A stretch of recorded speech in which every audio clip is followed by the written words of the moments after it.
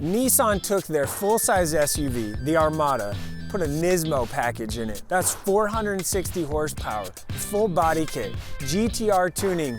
This is the 2026 Nissan Armada from Edwards Auto Group. Let's get into it.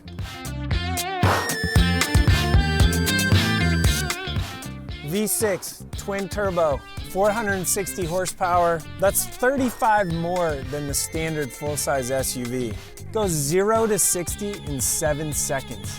The exhaust, can't hear it outside. You can hear it inside. The Nismo body kit is everywhere. Red brake calipers, red trim, all the way around. Wheels are tucked in, air suspension. When you park, it shifts down. When you get ready to roll, it shifts back up. Inside, you got red stitching everywhere. Quilted leather, Nismo signage all over the place. It's a fancy ride inside. 3 rows too.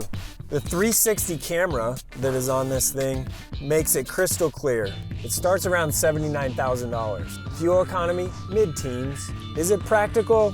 No, but it's the only thing like it. First ever Nismo full-size SUV. It's ridiculous, and that's the point. That's the 2026 Nissan Armada Nismo.